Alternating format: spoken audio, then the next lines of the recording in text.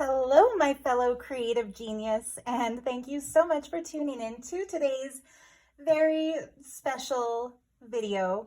Normally on Saturdays, I do a junk journal flip through, but this week I found myself kind of getting obsessed with the simplest, but somehow most beautiful and most fun little craft idea that I've come up with so far. So I'm sure you've heard of sacred geometry, the art of yantras, tantras, mantras, beautiful forms that are understood in the Vedic tradition to summon Shakti or Kundalini or the various forms of the goddess. Well, it's a very beautiful, ancient, sacred secret that all geometrically symmetrical forms that occur in nature are the blueprints or like the DNA of cosmic consciousness, of Shiva Shakti, of the coming together of polar opposites, finding love in the darkness, finding that sometimes things hide in the light, finding that duality isn't always what we assumed it was going to be.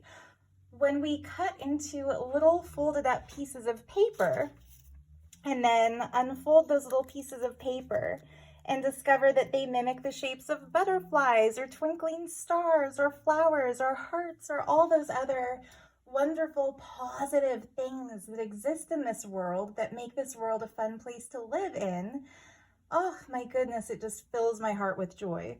So anyway, did I put that one upside down? Oh, no. See how I've painted them gold with this paint that my dear, dear friend Kat Stone gave me? Thank you, Kat. I painted all of these with your paint. I don't know. Are they all in the frame? The sunlight is kind of in my eyes as I film this, but... Oh, and if you see white powder falling in front of me, it's not dusty in here. It's that I'm wearing vibhuti, also called bhasma. It's the sacred white ash of Lord Shiva. I found Kenley had left some of it lying around before he went out to work today, so I put it on. But I just noticed it tends to fall and look like little spots. Oops, just like that. Magical. Anyway, I'm also wearing some very heavy jasmine perfumes, so if you smell some, oh, that's funny. Sometimes when I do these videos, I feel like you're right here with me or like I'm right there with you, as crazy as it might be. So I'm telling you, if you smell jasmine, it's just because I'm wearing some heavy jasmine perfume, but too bad you can't smell it through YouTube. Wouldn't that be a wonderful thing? Anyway, maybe you can. Magic sometimes, right? Anyway, I got so crafty with these this past week. All I did was fold and cut origami paper the same way you might fold and cut a paper snowflake before Christmas time in elementary school in like arts and crafts corner as a kid. Only this time my idea was, instead of just leaving them like, see if I can show you. Instead of just leaving them like this, how they came out when I cut them, they're cute, but these are what the papers look like. We'll cut some on camera together. Pull up it's crafts time, kids. Come play with mommy. Is how I feel like I'm saying this. No, I feel like I'm so excited. If I think these are beautiful, I'm sure you'll think they're beautiful too. Just look at this one. How beautiful is that? So I decided instead of just leaving them looking like paper snowflakes, because what's the fun in that? I would paint them gold with that gold paint that Kat Stone gave me. It's nice to have so many art supplies around you, isn't it? Because it's like the more craft supplies you have around you, the more crafty you're going to get, the more creative you're going to get. Oh, look, this one fell out. This was one of my favorites. It just looks like a sacred symbol, doesn't it? Oh, and they're all just random. Isn't that the fun play of the universe? Oh, another one that didn't go back. Anyway, I was saying it's nice to have lots of craft supplies around us because then we can get crafty, and that's when ideas like this come to us. So anyway, My other dear friend Kimberly, hi Kimberly, sent me the most beautiful sacred geometric crystal grid along with some of the fabrics that she gifted me to use in junk journals. And among her gifts, I would say that has been my absolute favorite because it's something that she made herself. It's something that embodies the love energy that she infused it with her Reiki healing, that, you know, you can feel it when somebody makes something with love. And I wanted to make her a gift that would be infused with love, but I don't know how to do Reiki. And I wanted to make her a gift that would be, you know, a sacred geometry crystal grid, but I've never studied, you know, sacred geometry. And I don't know which crystals she has and which crystals she doesn't have yet. And so I didn't make her a crystal grid in return, even though I kind of wanted to. But then I was sitting and meditating with my Moldavite the other day. Moldavite, by the way, it's like the most sacred stone, and it's not even a stone. It's like a meteoric impact glass that formed millions of years ago in a cataclysmic cosmic event. That's some Libyan desert glass there with it. Anyway, I was meditating with my Moldavite when the idea struck me, and it's beautiful in its simplicity, isn't it? The idea struck me that, like I said at the beginning of this video, and I have the audacity to claim that it is absolutely true, all the geometry found in nature is sacred geometry. And guess what, bitches? Sorry. My friend Nirvana talks like that when she gets excited, and I just love her so much that sometimes her expression comes through. She's so cool. Anyway, guess what, my dear friends? By the way, my mom calls her best friend bitch, and her best friend calls her slut because they saw it on a show called Cheers a million years ago, or back in the 80s. So if I talk like that when I get excited in these videos, please don't take it as a negative thing. I mean it with so much love. After all, what does the word bitch mean? It means female dog, right? And I love dogs. Dogs are cuddly, they're cute, they're sweet, they're always loyal, they're friendly. And what is a female dog? Well, she's the mother of puppies, and how fabulous are puppies? So if puppies come from a bitch, then I'm sorry, but a bitch is just one of the most wonderful things in this world, isn't it, bitch? You see how I mean it in a good way? And it should always be meant in a good way from now on. When somebody calls a woman bitch, it's like, yo, hey, thanks for the puppies. The world thinks they're fabulous. Anyway, I digress. I go off on tangents like this when I'm excited about my crafty crafts. So yeah, the idea came to me, and it was so simple that all geometry is sacred if it comes from nature. And I was meditating on that concept. Okay, like what comes from nature? Everything! Everything comes from nature. Bhuma Devi, or Mother Earth. She provides all the sustenance we have when we're alive in human bodies on this planet. And so everything that we know comes from her. Therefore, all geometry comes from her. Therefore, all geometry is sacred. Therefore, all repeat patterns, all symbols, all crop circles. My God, crop circles are one of my favorite things in this world. Are they not so gorgeous? Anyway, I realized we can all instantly create our own, and it's as easy and fun as it is to make a paper snowflake. So I'm just going to set those aside. I'm so sorry. I'm so sorry if I'm getting carried away in this video. Anybody who's not on my wavelength is going to be like, what is wrong with this woman? She's trying to get her viewers excited about gold painted snowflakes that she cuts. But you know what? We are all divine snowflakes. And that we're all different. We're all unique. We're all beautiful. We're all natural. Whatever we do it because that's what nature does when nature takes the form of us. So yeah, how I was assuming these would work. I've got these tiny little crystal chips that are super cheap. Oh, made in India. Guys, I've got my couple pictures of Davy that I always love to include in journals. I had somebody send me a happy Navaratri message recently. Navaratri is the celebration of the victory of the goddess over the forces of negativity, as per Vedic tradition, which I love, by the way.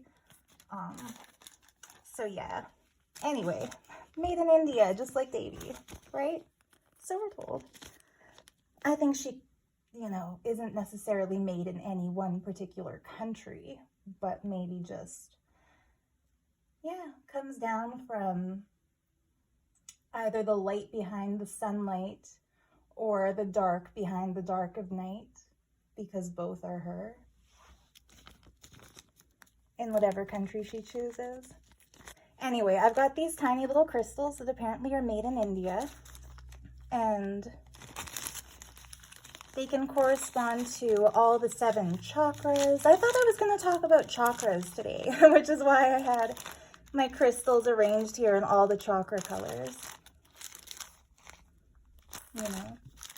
And also black for Kali, black for protection, black for the love of the Dark Mother, whose darkness is, of course, introspection, not evil. So yeah, my idea was you could take these little tiny crystal chips, and these bags are like $5 each at, I think it's called Fire Mountain Gems, but you can find them anywhere you can find beads or crystals or stuff like that. But yeah, my idea was, like, you just lay the crystals out on these little grids that you've created through your own hand and summon your own divine force, because the force you want to summon is you. Like, you are that divine that you're seeking. And so when you create your own little sacred geometric grid cut out from paper, you don't have to paint it gold. That's just for the fun effect. You could paint it silver, you could paint it black or white. As long as it's your snowflake, it don't matter whether it's black or white. Just have fun with it. So yeah, I was thinking maybe so you get the idea. Like, I don't think I need to lay colorful crystals on each and every one of these little mini templates to show you how I envision them being done. I think you understand the principle here. You're wise beyond all imagining, or else you wouldn't be watching such a cute little video about cutting snowflakes. Right? I think some of the most profound things in this world sometimes come in the simplest forms. And that's why a lot of us love watching, Jason Adams videos about jewelry, because he teaches us a lot about self-love and about self-discovery through his own journey, coming to terms with the fact that he is, in fact, someone who we love listening to, despite whatever asshole at some point in time told him otherwise. Pardon my language. Isn't this one pretty? That one turned out like a star inside a flower. Yeah, I just love how each one was different. Don't worry, we're going to cut some of these together too. You're probably not even looking at the screen at this point. You're probably just playing with your paper, hopefully.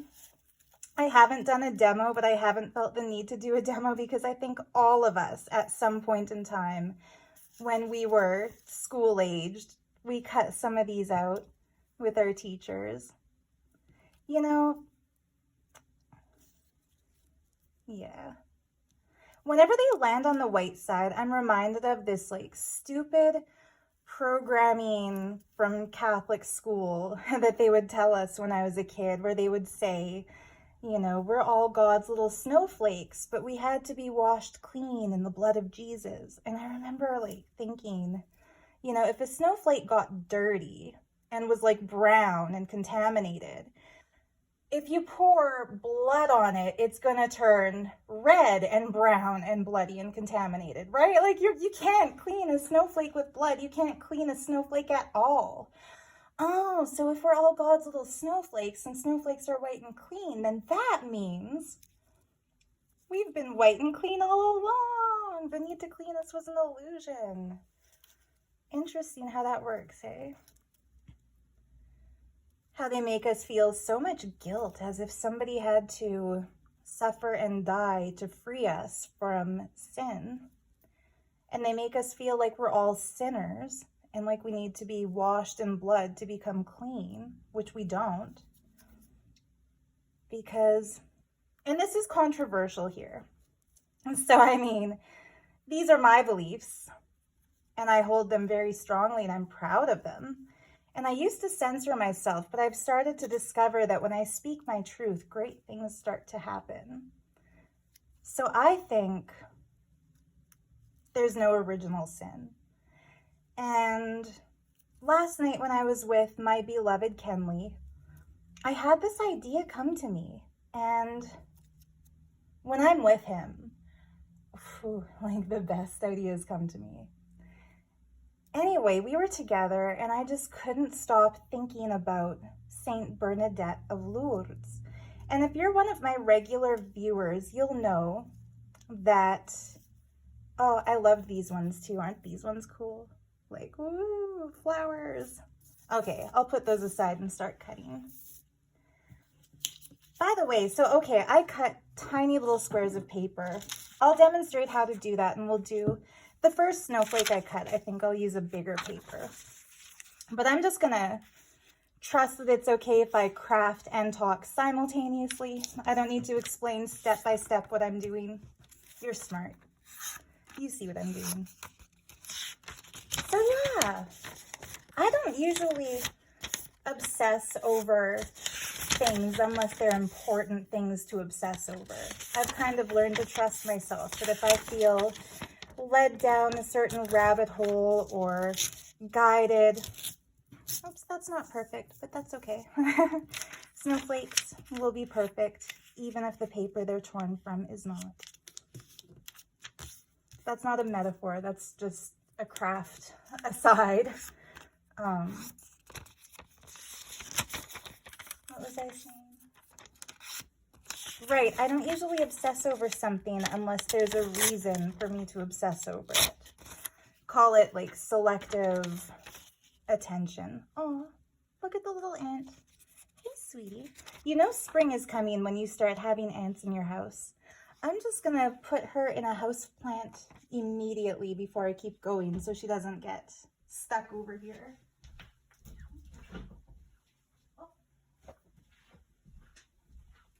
Or not. She fell off the paper and walked away, so I'll just leave her be.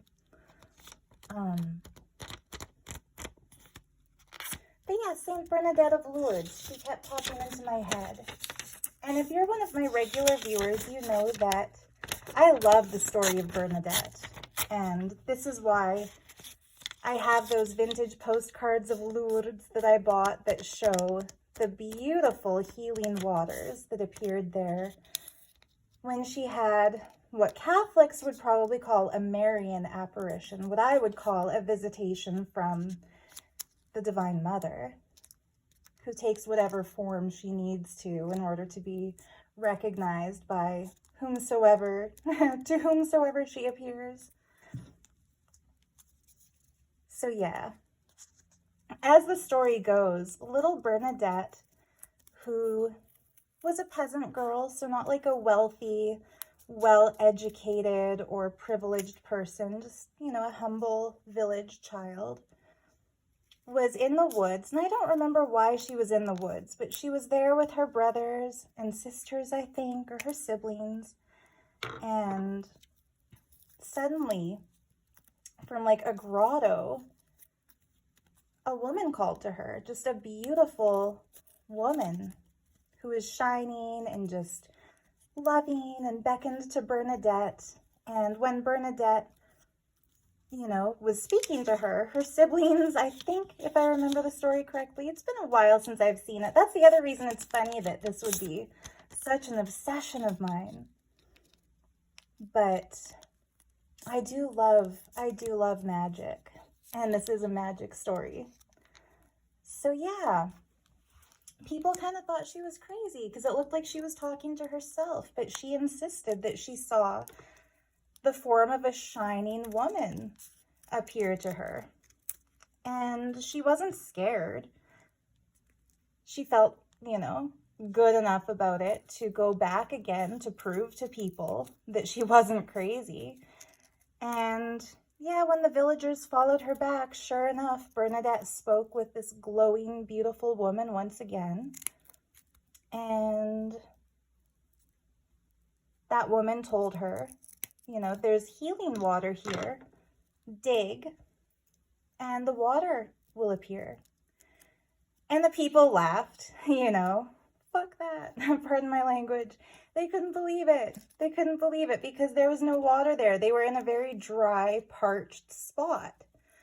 But sweet little Bernadette dug her cute little fingers into that dirt and clean drinking water appeared, as if by magic.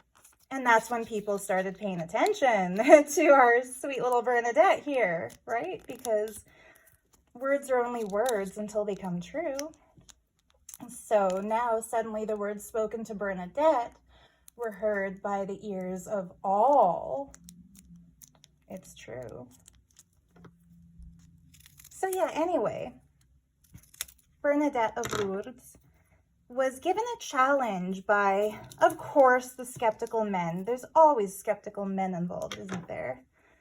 So the skeptical men in the story of Bernadette are, of course, the Catholic hierarchy, the priest, the bishop, whoever reports up to the Pope. And they figured, who's this little bitch? Remember, when I say that word, I mean it in the sweetest possible way. But yeah, they were like, who does she think she is? Claiming that she saw Mother Mary. Because of course that's who they thought she saw. Who is she indeed to see Mother Mary? Or whoever she saw. So anyway, they tell Bernadette, ask her who she is.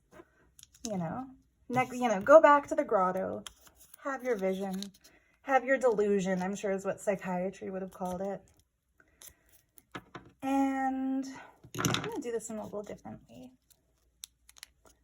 So yeah, they tell her, go back and have your vision and, ask this beautiful lady, as you claim she is, ask her who she is. And so Bernadette goes back. Simple little, not well educated, just humble village girl Bernadette. And she asks the woman, who are you? And the woman replies to her, Je suis la conception immaculée. I am the Immaculate Conception. Now, what Bernadette doesn't know is that the conclave at the Vatican had ruled just shortly prior to her Marian apparition, as they would call it. They ruled that Mary could never have given birth to Jesus. Why did men in the Vatican, these upholders of Christianity, vote that Mary, Mother of God, could not have given birth to Jesus? Why? Because she's a human woman. A human woman can't give birth to God, they said. And so they voted and decided that henceforth Mary was to be called the Immaculate Conception. La Conception Immaculée. Complicated words for little Bernadette, right? Complicated geometry for just a few simple snips, right? Look what appears. It's magic. I hope you're creating these along with me. Just make some little ones too. So anyway, holy fuck, pardon my language, but when those doubtful men heard little sweet Bernadette say that she is the Immaculate Conception, the woman who appeared to her said, I am the Immaculate Conception, they were like, okay, yes, queen, you're a saint now. That was a real apparition because you know what, for those men, they thought the apparition was confirming specifically the lie that they were telling the whole world, which is that heaven obeys their rules, They want people to think that you can only reach God through one channel. And that channel is the hierarchy, you know? Confess your sins to this human man. Don't worry about whether or not he has done bad things to you, you know? Tell him all your dirty secrets, is what they would say. So anyway, these men were celebrating that Marian apparition, as they would call it. Because, yeah, they decided to call Mary the Immaculate Conception. Bernadette couldn't have known that. She didn't know that, but that's what she was told. And that's what she repeated verbatim when she was asked to ask the lady who she was. And so the Catholic Church allowed it. They sanctified her, Saint Bernadette. Good for her. She cracked the code. Elon Musk would have been proud of her, I think. Or whatever. You know, whoever is a code cracker in our era, whoever's a genius in our era, would have been so proud that that little girl repeated verbatim complex terminology that she didn't even understand. So yeah, I was obsessing over that story of Saint Bernadette, and the reason I was obsessing over that story of Saint Bernadette is that I couldn't for the life of me figure out why would the Mother of God appear on earth to a sweet, innocent country girl in France and confirm that heaven, which is, you know, the divine realm beyond earthly governance, beyond earthly law, you know, remember who fell from heaven and was promised, you know, that he could rule earth. Sorry for the shaky camera. I accidentally hit the camera while pulling out the little paper plug to see what this is going to be. Oh, what was I saying there? Talking about sweet little Bernadette. Oh, this one turned out different. That's okay. It's still sacred geometry. Look at the Shiva Shakti. The arrows pointing up and down, as above, so below. So right, that's what I was saying. Thanks for the reminder, little pretty pieces of paper. Why would heaven obey the laws of earth when we're always told earth obeys the laws of heaven? Well, why would heaven even have to have laws? Why would there be laws in a perfect divine kingdom? It didn't make sense to me. You know, we have laws of physics on earth. That makes sense to me. Those make sense, right? But Mary, Mother of God, obeying the rules of the Vatican that forbid women from even speaking in churches, that's what they wrote into their profane book that calls her a holy ghost of all things. The Divine Mother, Shekinah, Shakti, by whatever name, Ma is Ma, right? So why would she appear to little Bernadette and introduce her to healing water and then give a confirmation to the Vatican that, like, yeah, she's the Immaculate Conception because they say she is, because they don't believe a human woman could give birth to an incarnation of God? That just doesn't seem right to me, does it? So anyway, last night when I was obsessing over Saint Bernadette, I said to Kenley, my beloved Kenley, you know, we are all the Immaculate Conception. Because, okay, if you read the Bible, and I've read the Bible cover to cover because I'm very curious about things like this, you'll learn that everything in the creation story of Adam and Eve is a polar opposite of the reality that we experience on earth as life. And I mean, scientifically speaking, it's opposite, right? So where did you come from? You specifically. I'll tell you where I came from. I came from my mother's reproductive organs. That's where I was born onto this planet from, right? She came from her mom came from her mom, and so on and so on and so on. And as far back as we can figure out, scientifically speaking, of course, all of us come from woman, right? And so the first lie that we're told is that Adam came first and that Eve was somehow like violently torn out of his chest, like she's his rib. And therefore, woman isn't a complete human being. We're just like a bone of a man. Like, throw a dog a bone. We're not that. We're co-creators of this reality, of course. We need each other. Men shouldn't be jealous of women for giving birth, just as women shouldn't be jealous of men for injecting the seed into us that enables us to give birth, right? We each play our part, and each part is perfect. But the Bible would have us believe that Eve sinned. And what was her great sin? Eating an apple that would reveal to her the knowledge of good and evil. Well, okay, so there's a beautiful garden, beautiful, perfect garden where everything you ever could want or need is provided for you. Everything's perfect, everything's hunky-dory. The boss tells you don't eat that fruit because if you eat that fruit, you're gonna find out my secrets, the secrets that make me the boss, and whatever. So don't eat it. And you eat it and you get fired, and now you don't get income anymore because you disobeyed your boss, and your boss is kind of a dick, so your boss kicks you out if you break the rules.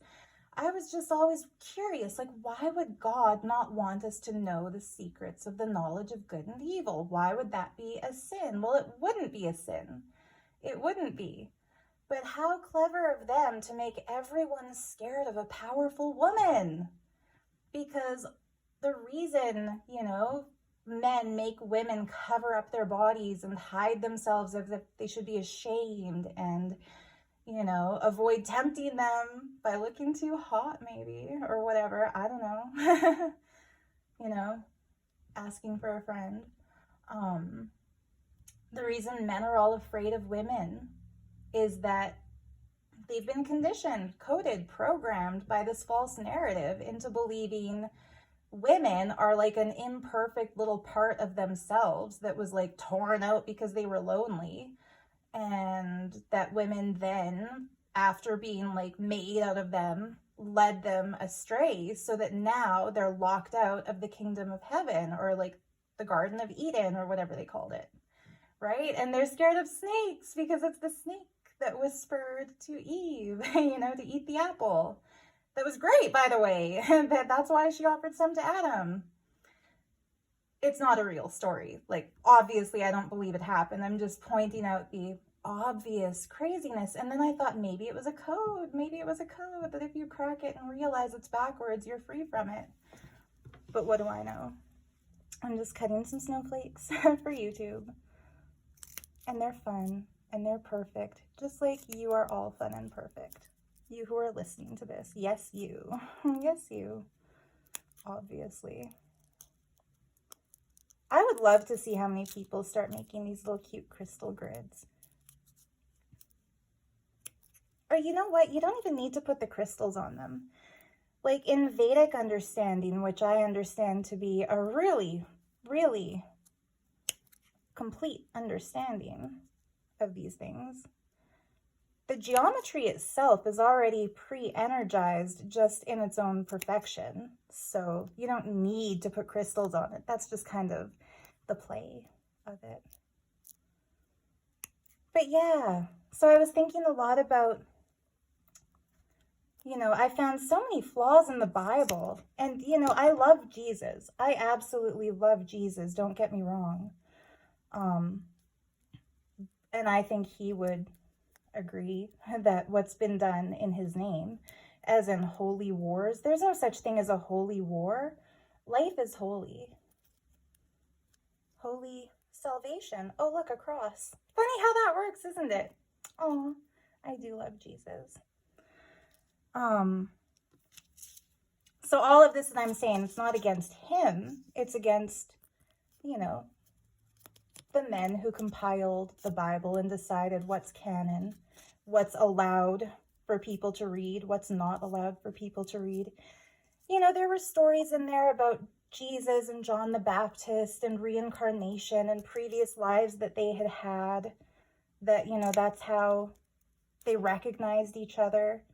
Those all got omitted because, you know, those men decided humans weren't ready to handle the fact that reincarnation is a thing. If it's a thing, you know, I'm just saying based on what they censored, they didn't think people should know about that, which is weird, right? What's the worst that can happen?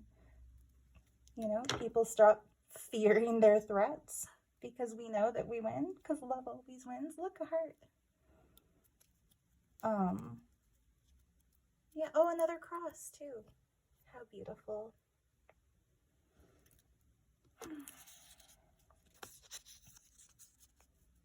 So yeah, I was thinking a lot about that lie that Eve tempted Adam to eat an apple, and that magically as soon as they ate that apple, you know, they understood the nature of good and evil. And God was so enraged that he cast them out of the garden and made them live in like this shitty earth, which, you know, how rude, by the way, to Earth. Earth is a beautiful water planet, always wet with abundant water. You know, if you want healing water, just dig in the ground. There it is. And just like Bernadette, she figured it out thanks to Our Lady, the Immaculate Conception. So I was wondering, okay, it was in my head, like we are all the Immaculate Conception because, you know, we are all divine. I do believe that in my heart and through my own experiences that I'll start talking about more and more. As I get the courage to start sharing that aspect of myself on this channel, I'll start sharing more and more of my spiritual experiences, you know. But I was thinking about how we're all the Immaculate Conception. We are all divine. We are all perfect.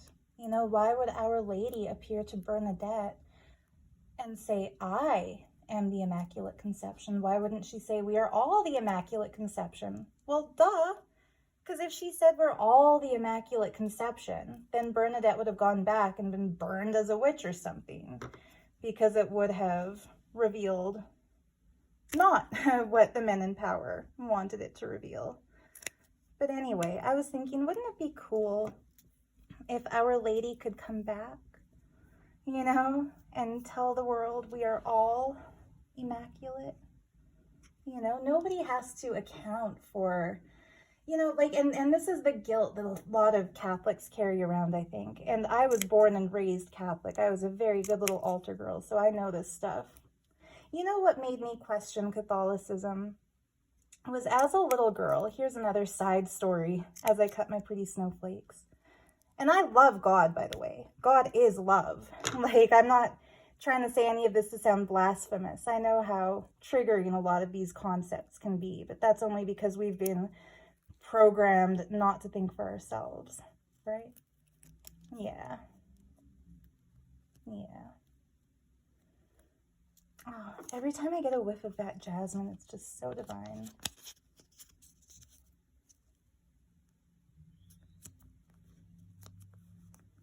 So yeah, obviously Our Lady couldn't have said to, and I call her Our Lady, like Our Lady Peace. Good band, hey? Sorry, Canadian joke.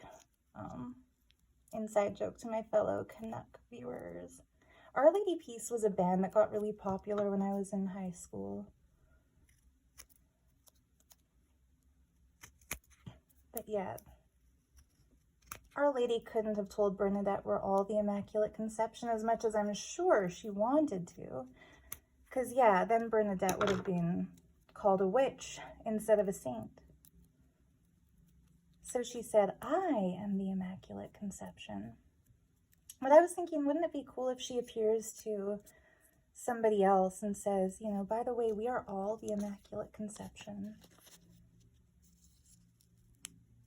You know, it's not a sin to be born from the union between a man and a woman on a planet where everyone is born from the union between a man and a woman.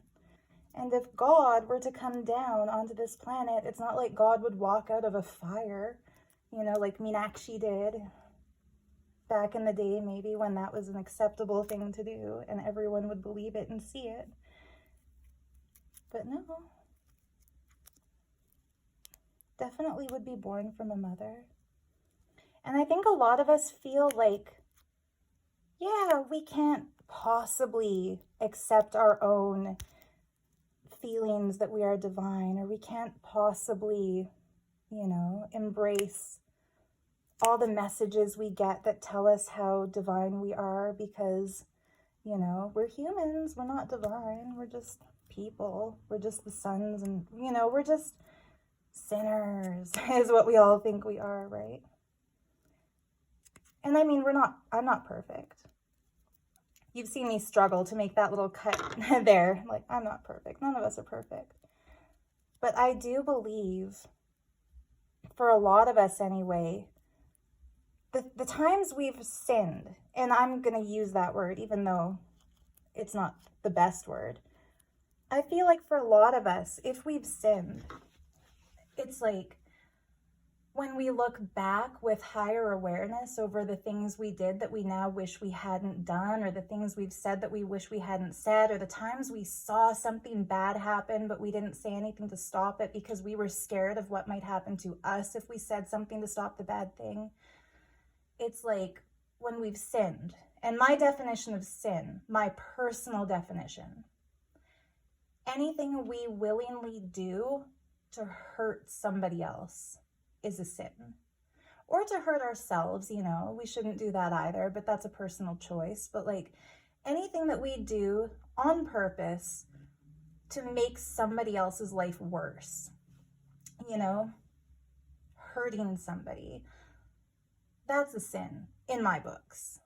And it's like if we really trace back all the times we've actually on purpose hurt somebody else, those are all things that each and every one of us really regrets, right? Like we wish we hadn't done those things. And I've also been meditating a lot on the goddess Kali. She is my Ishta Devata. Like she is, I feel such a oneness with her. I can't even say it any other way, but it's like she came down as me to teach myself all of this and to help me fight against that demon who calls himself Nityananda, the cult leader who I used to believe in, the fraud, Anyway, I've been meditating on Kali, and yeah, just all kinds of sacred realizations are coming to me that I have a feeling like she would want everybody to know. Realizations like you can create your own sacred geometry yantras, and if you love goodness and you love life and you love to be someone who makes this world a better place, like the energy of all love and all goodness will just come to you, will come rushing to you. You don't even have to ask for it. It'll just be there the moment. You don't even have to cut the little snowflake. Just think of a pretty thing and love will rush to you. But anyway, I was thinking of Kali. We are all scared to face our shadow selves. We're all scared to face, by shadow self, I mean, what the New Agers would call, our inner darkness, our dark side. We're all kind of conditioned to believe that, if we face our dark side, we might become evil. We might become possessed. We might become bad. We might become, our worst fears realized. And so a lot of us will avoid looking at our shadows. Oops. Funny little papers get tangled. By the way, I'm very careful to not drop the little tiny paper bits around my house because I noticed one of my kitties was eating them. So yeah, if you have a little cat or a little dog, just be mindful if you're cutting these pretty yantras. Just be mindful that your little pet doesn't try to eat the little paper bits. Minu is fine, by the way. It didn't hurt her. I'm just one of those overprotective cat moms who wants to always make sure, nothing I do could make my kitty sick. So yeah, what was I saying there? Kali.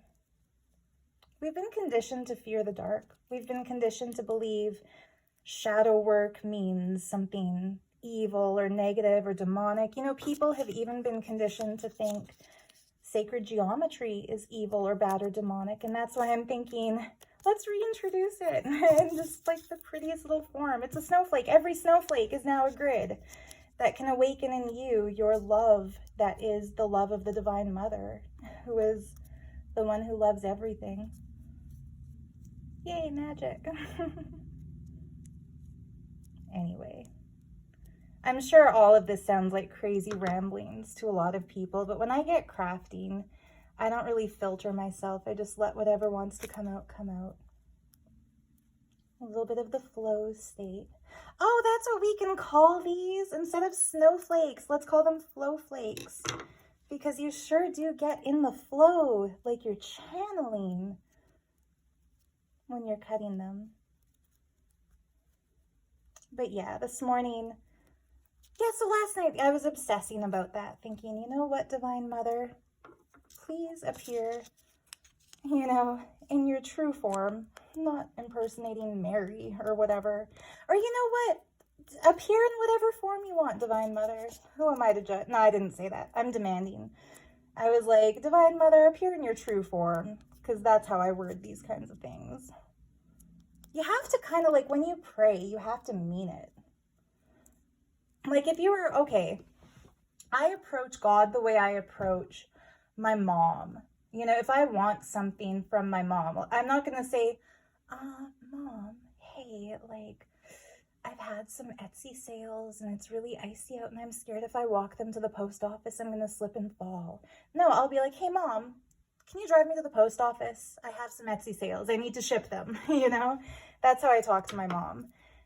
I talk to God the same way I talk to my mom because I feel like that's what God is. God is the unconditional love that in this dimension we experience as a mother's love. How funny that they would make us think something's evil that summons the mother's love.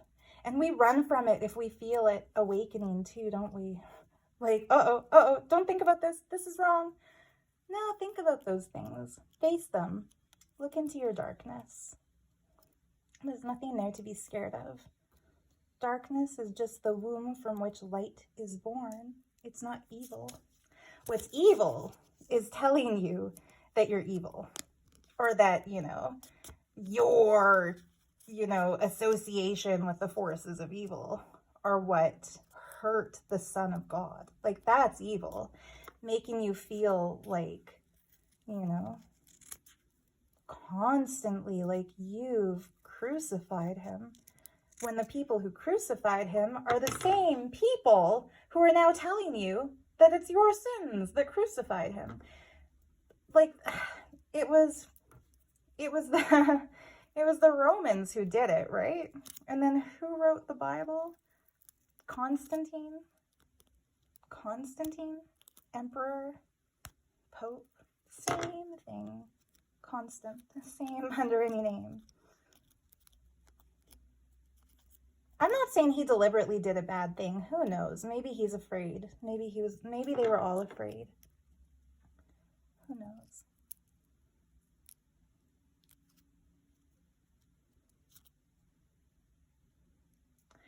I keep the pretty ones because once those get painted gold, like the way these ones have been painted gold, they're gonna be just so magical looking. See what I mean? How much cooler they look once they've been gilded. They also become a lot less fragile. You know, snowflakes are very fragile. They melt easily. They disappear quickly. Origami paper snowflakes, they can be a little fragile. They feel like, you know, they might rip if you tear them apart. But once you paint them gold, they're strong. And, you know, we're strong too once we learn the truth. That if you look into the darkness, what you really find is you. And how do you know that you can trust it? It's that, you know how I was saying, like any of us who have actually sinned, which is all of us obviously, the world is designed to tempt us to it. But you know, I don't think sex is a sin. I don't think being gay is a sin. I don't think being a lesbian or any other way people identify. Like, your body is yours. Do with it what you want. Have fun. Express yourself. Go nuts. I think what's a sin is, yeah, things you do to deliberately hurt somebody else. That's a sin. Any of us who have ever done something to deliberately hurt somebody else regret it. And that regret, if we're willing to, like, you know, those Reddit boards, those "Am I the asshole?" I sometimes get sucked into like an endless scroll of reading those Reddit boards where people talk about, like, you know, I don't like my dad's new girlfriend, so, you know, when I go over to his house, I only bring food for him and for me. Am I the asshole? She thinks I should bring her food. And then people will reply like, no way, you don't owe her anything. But really, if you think about it, that is kind of an asshole move, right? Those kinds of Reddit boards. I sometimes get sucked into those, and then I can't help but start thinking about all the times in my life where I've been the asshole. You know, people try to DM me and I ignore their DMs because I don't have enough time for everybody. Am I the asshole? Well, yeah, maybe I am, you know? And that's okay, because we all are sometimes. But I feel like when we can reconcile that with ourselves, when we can embrace and not hate ourselves for the times when we might have been the villain or the bad guy, that's how we break our karma. How do you break the karmic cycles? You evolve beyond them. It's that easy. It's all right there in the Hindu scriptures. Of course, they don't want us to really understand those either, do they? Who are they? I don't know. I'm just cutting paper and thinking out loud. That's all this really is. This is basically like a excuse to make some pretty kindergarten style crafts and think out loud about concepts that, you know, come to me. I always trust the stuff that comes to me.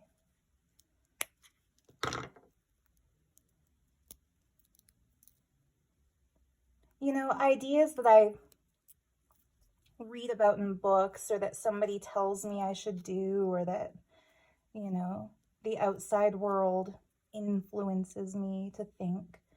I'm always a little bit dubious and skeptical about those. It's a pretty wheel, isn't it? Woo. Drive the bus. You are the driver. You're in the driver's seat. Woo woo. That's what that one reminds me of. What was I saying just then? I get sidetracked easily. I get sidetracked by my own craft so often. When I pulled this one off when I opened it up from its folded up before I cut it, oh, I got so excited. How did I do that one again? I think I folded it like this. For those who are looking, I don't really remember. They all come so spontaneously. I won't try to recreate any of them. The magic is that each one's different, right? I bet some of you have cut snowflakes that look nothing like any of my snowflakes, and those are such special snowflakes, right? Woo.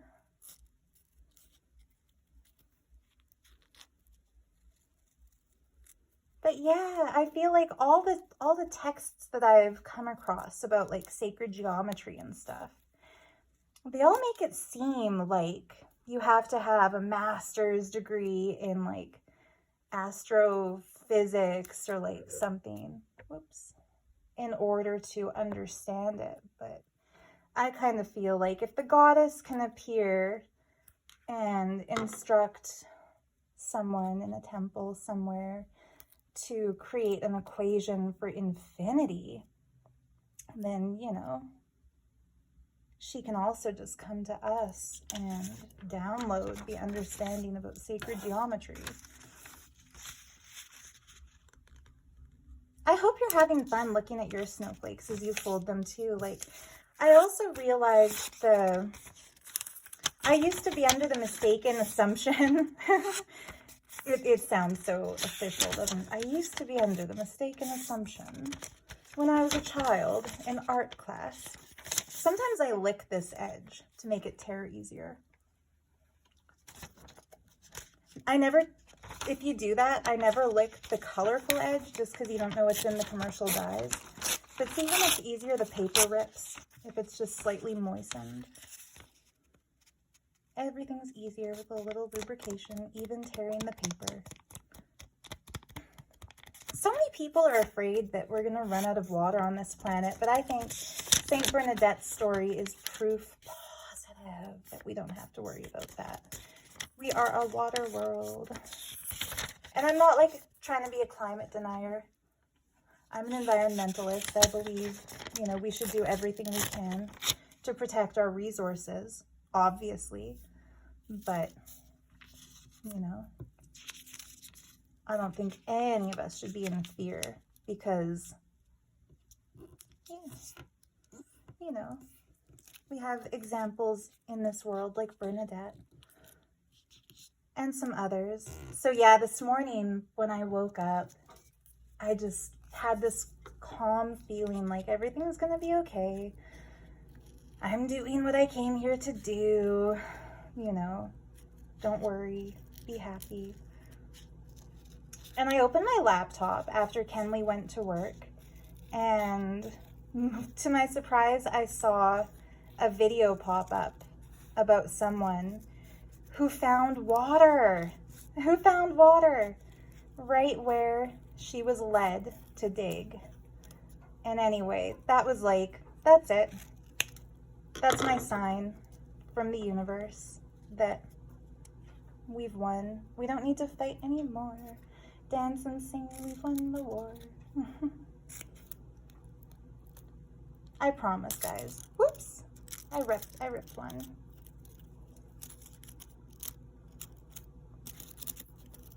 When I say that, you know, we've won the war, I'm talking about okay, so I do crafting.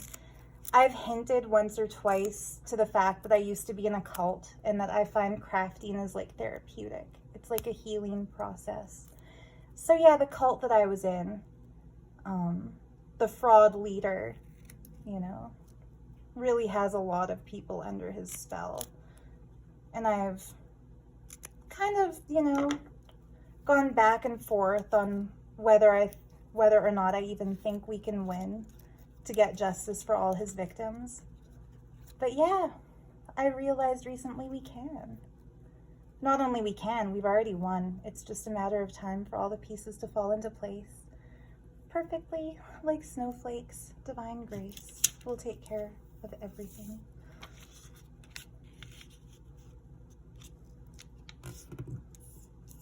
So yeah, I'm working on a few custom order journals at the moment, and I'm going to be sure to put a lot of these little grids into a lot of them, and maybe I'll include a few little crystals too.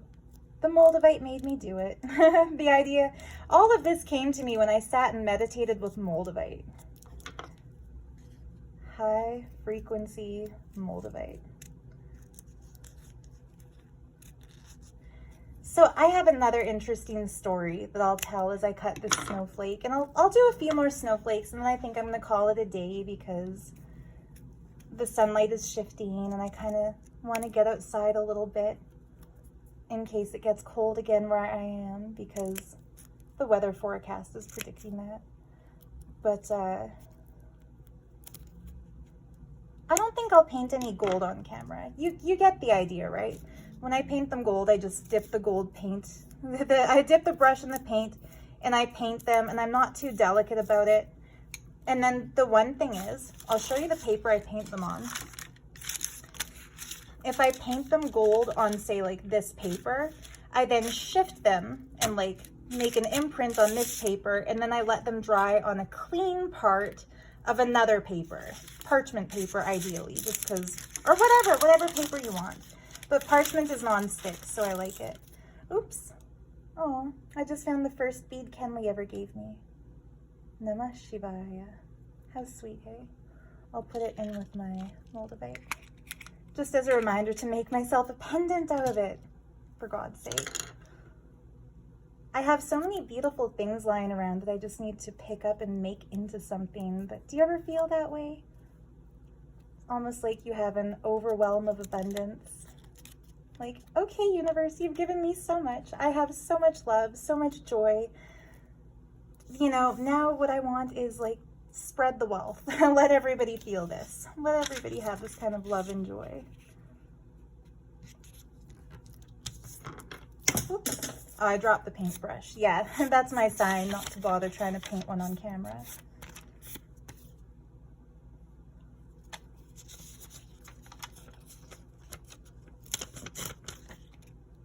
But yeah.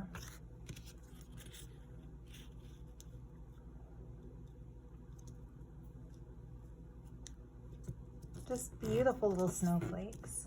I think that's everything I wanted to talk about in this video. I don't even remember what I've said. We definitely didn't get into the 7 chakras that I was going to talk about when I initially started. Should I just go for it? Maybe I'll just keep talking for whoever's here who wants to keep listening as they craft. Silly Billy, whoever you are, listening to these ramblings. It's adorable. I do it too. I could listen to hours of Tanya at my jewelry addiction, you know, unboxing jewelry, or Jason Adams going through his jewelry stash, because, you know, they're pondering the little like thoughts that pop into their head while they're doing it are always so interesting. You know, I always get a little something out of it. So yeah, I'll keep talking. The 7 chakras. Muladhara, Swadhisthana, Manipuraka, Anahata, Vishuddhi, Agnya, and of course, Sahasrara. Pardon my pronunciation. Sanskrit is not my first language in this lifetime. But yeah, the 7 chakras from the base of the spine, which governs our physical sustenance, you know, where we live, what we do, our energy, our health, our home life usually, you know. By home life, I mean cleanliness. I could probably use a little more grounding. I can be a bit messy with my crafty crafts. But yeah, the base of the spine, they say that that's where the Kula Kundalini lays dormant in everybody. Kundalini being Kundalini Shakti, the mother of our energy, the mother of our divinity, laying dormant at the base of each of our spine. Funny thing, isn't it? How she's not sleeping at the top of our heads at the crown center, and she's sleeping at the base of our spines at what they call the root center. I guess because you have to plant a seed before it grows, right? So that's where Kundalini lays dormant. And then the 2nd chakra, the Swadhisthana chakra, that's the seat of our sexuality. And you know, I've always thought it's kind of funny that in color theory, they usually represent the sacral chakra. Sacral, like sacred, with an L for love. Sacral. Isn't it sweet? Because sex is an expression of love, after all. They've really demonized that chakra, and I've always thought it's kind of funny that the sacral chakra, the sexual chakra, is depicted as orange. And in Eastern tradition, orange is the color worn by renunciants, renunciation, celibacy. Like, you can't worship a yoni and wear orange all day and not have some sexual thoughts pop into your head. It's against nature. You know, you're dressing up and doing mother worship, you're obviously going to have some thoughts. I feel bad for priests who are made to believe that the goal is to rid themselves of all sexual desire when the body they're in was created to replicate itself through sexuality. It's just silly to me. But what do I know? I'm just cutting my snowflakes. Thinking out loud. Doing what it takes to make my mother proud. I'm sorry, Kenley has really rubbed off on me. So Kenley is my beloved. If you're new here, hi, welcome. Kenley's my boyfriend. I love him. He's the best. And I mean it. I know, you know, a lot of girls might say that. I've said that about guys in the past when it wasn't true. But in this case, it's truer than true.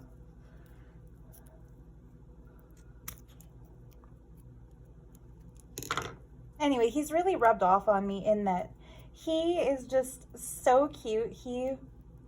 Every day he writes poetry and records a new song, and it's always a love song every single time. And he's never taken a singing lesson or a music lesson. He just feels this compulsion to create music, and it's beautiful, and I love it. And he gets trolled hard because he dresses kind of goofy. He's so easy to please. Like anything I give him to wear, he puts it on and wears it and loves it. And I love that about him because it makes me feel like he gets me. And he does get me, by the way. We get each other in a way that I've never been gotten by anybody else before. And vice versa. I feel I can speak for him. But yeah, he's rubbed off on me. Oh my goodness, I didn't mean that the way you took it. I'm saying that to all the people with dirty minds who think that no. I mean, he has had an impact on me. He has. So with his cute little songs and the way he takes divine universal concepts that, he boils them down to their essence and writes them as the lyrics in his songs. And anyway, being around him all the time has had me start rhyming when I don't even mean to.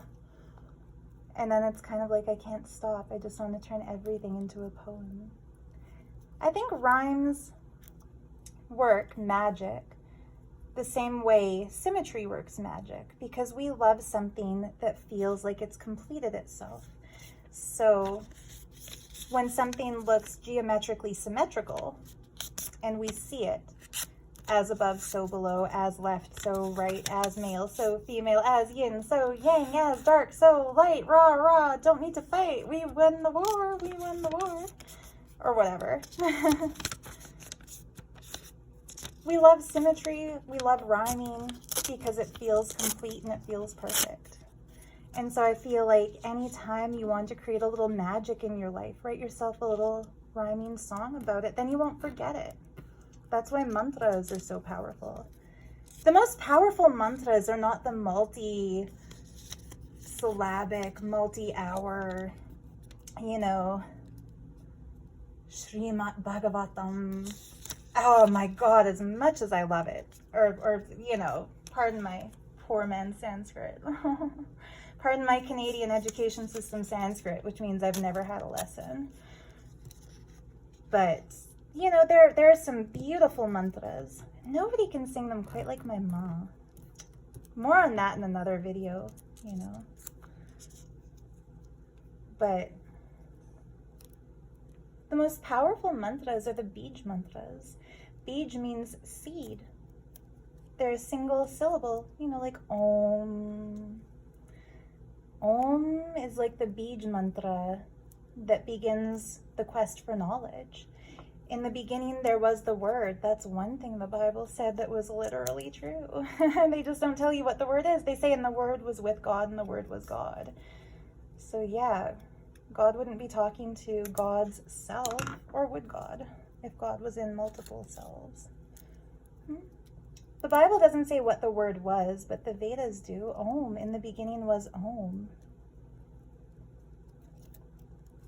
Om. Kalikaye namaha. That's not a Bij mantra, that just popped into my head. But the Bij mantra for Kali, who is not, by the way, like a vicious, ferocious, negative thing running rampant on the world hurting demons. She is this, fiercely loving mother who feels that the whole world, everyone in it, animals, humans, trees, rocks, everything, paper snowflakes, everything is her children as she sees it. That's why she'll appear to whoever calls out to her, Kali. And her Bij mantra is Hreem, H-R-E-E-M. Hreem, Hreem. Isn't it cute? It's kind of like a bell ring, you know, like ringing a phone. But you know what? That's not fair for the people who can't roll their R's. And I'm thinking of my beloved, you know, Kenley. I almost said Collie. My beloved Kenley can't roll his R's. So how would he ever call Collie if he can't say Hirim? Yeah.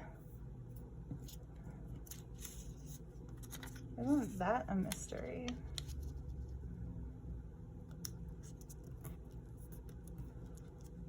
I'm almost nervous to look at the comments beneath this one. I think some people are going to say, well, Sarah's crazy. Now we know.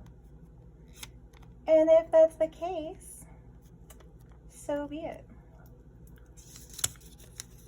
Other people might say, you know, one or two things she said were interesting, but the rest seemed like she was just like jabbering gibberish or babble, babble, babble. I was thinking of the Tower card in the tarot deck too, because it came up in a reading I did for someone, a devotee. And the Tower card shows the Tower of Babel getting struck down in fire and brimstone because man has the hubris to try to build a structure to reach heaven, and God is like, ugh, you little motherfuckers, get back down. How dare you try to build a structure to reach heaven? As if God would be afraid of like humans invasion. Like, dude, it's your kids, they're trying to come home, chill. So yeah, in the story, the Tower of Babel gets struck down because, you know, the jealous God written about by humans, invented by the humans who write, oh, I always loved the swastika. Because it is a sacred symbol before Hitler stole it and misused it and abused it, and it deserves to have its day again, doesn't it? Not that that's it, but that's a similar idea. But yeah, the story of the Tower card in the tarot deck is the story of Babel. And I think of that story of Babel because I'm babbling. Babble, babble, babble. And as I said, babble, babble, babble, I thought, Tower of Babel. Babble on, bitches. Babble on. As in, keep babbling. Nothing wrong with a little babble on.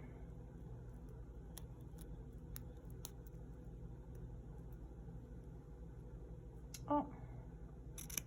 Except that my cell phone's starting to run out of power. I've got a really old, outdated cell phone. It's like 6 years old. So it does run out of power really quickly if it's not plugged in, and I can't plug it in and have it in the tripod at the same time. So that kind of dictates how long my videos are. But my abundant mom got herself a new iPhone recently and told me she'd get me one too. So when that happens, you can expect some longer videos, maybe some better edited videos, maybe some live videos. What do you think, my friend? Should I go live at some point and cut some snowflakes? You know, call in some collies, energize some energies. And do any of you want one of these snowflakes that I made? I'll paint it gold and send it to you if you want it. Make this into a little giveaway.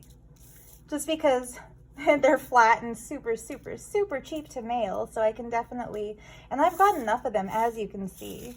So yeah, if any of you want one of these, actually, you know what, maybe I'll make a bunch as crystal grids that I can sell along with, like, maybe say one of each of the chakra stones. Oh shoot, I still have more that I wanted to talk about with the chakras. I'll do another one of these where we go over the 7 chakras. Yeah, we'll do another one. This was a fun one. We'll do another one day. I'm going to leave it at that for now. It was probably already. Babylon, Babylon, Babylon. We'll babble on another time, I promise. I'm curious to hear your thoughts. If you can't say nothing nice, don't say nothing at all. That's the only thing. The only real sin is the sin of trying to hurt somebody. So don't try to hurt somebody by saying, you know, mean things about our pretty crafts here. But if you do, I forgive you in advance because I know it seems weird. But yeah, look at all the cool things we can make. And I'll show them to you when I start adding them to journal spreads and stuff. This one is one of my favorites. Doesn't that just look like the kind of flower offered in puja? So pretty. So pretty. Sorry if this didn't make much sense, but it is just a joy to be here with all of you in this human body on this abundant wet water of a planet under our beautiful sun with the beautiful stars we get to look at night and the beautiful butterflies and the beautiful animals. Life is good. Life is really good, isn't it? And crafting makes life even better, doesn't it? So craft away. If you make any of these crystal grid flakes yourself, painted gold or otherwise, tag me on Instagram. I'm @_theartofgems_. And I just love creative geniuses like us. And if you can cut a crystal flake out of paper and post it and tag me on Instagram, then I consider you a co-creator of this new reality. Oh, that's the magic of the little crystal grids, isn't it? So tag me, tag me, I want to see. Even if you don't tag me, enjoy the energy that you feel from the beauty of looking at these sacred geometric, simple, sweet flake forms. Flow flakes, get in the flow state. All right, I love you so much. I learned that from my dear Jason Adams. Jason, I hope you're still with me after today's weird video. I love Jesus. I love God. God is love. I just don't believe everything I read is all. If it sounds, you know, triggering. Anyway, I hope you all enjoyed today's video. So much love to you. As Jason Adams always says, I love you very, very much. I really do. Thank you so much for being here with me during this little snowflake cut babble marathon. And yeah, you can expect some more junk journal flip through videos coming soon. Bye for now.